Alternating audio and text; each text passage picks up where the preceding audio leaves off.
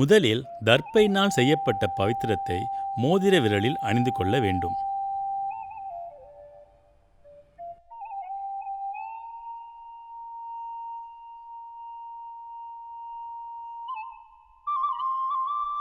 பிறகு அக்ஷதையை கையில் வைத்துக்கொண்டு கணபதியை பிரார்த்தனை செய்ய வேண்டும். பிறகு பிள்ளையார் குட்டி கொள்ள வேண்டும்.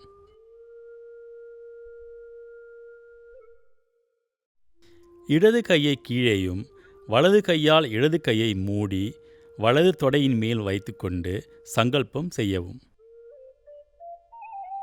சங்கல்பம் செய்த பிறகு அக்ஷதையை தர்ப்பையினால் செய்யப்பட்ட கூர்ச்சத்தின் மேல் போடவும். எல்லை எடுத்துக்கொண்டு ஆவாகன மந்திரத்தை சொல்லி கட்டை விரல் வழியாக மறித்தாற்போல் கூர்ச்சத்தின் மேல் எல்லை போடவும்.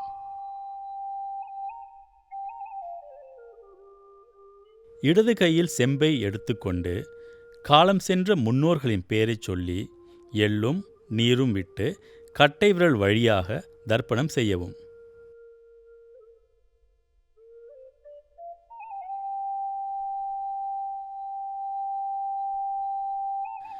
தர்ப்பணம் செய்த பிறகு பவித்திரத்தை அவிழ்த்து 2 கட்டை விரலாலும் தர்ப்பணம் செய்த நீரை தொட்டு கண்களை துடைத்து கொள்ளவும்.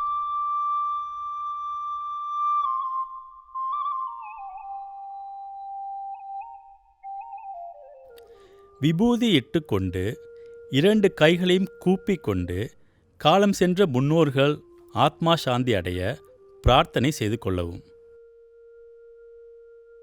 பிறகு மோக்ஷ தீபம் பார்த்து விபூதி சந்தனம் இட்டுக்கொண்டு சிவன் சந்நிதியில் சென்று ஆத்மசாந்தி அர்ச்சனை செய்து கொள்ளவும். இந்த தர்ப்பண பூஜைகள் காலம் சென்றோரின் திதி நாளன்றும் மற்றும் ஆடி அமாவாசை, மகாலய பட்ச அமாவாசை, தை அமாவாசை ஆகிய தினங்களில் செய்வதால் இறந்தவரின் ஆத்மா சாந்தி அடையும். மேலும் இத்தினங்களில் செய்வதால் நமது முன்னோர்களின் ஆசியும் கிட்டும். மேல் விவரங்களுக்கு ஸ்ரீ சிவன் கோயில் அலுவலகத்தை தொடர்பு கொள்ளவும்.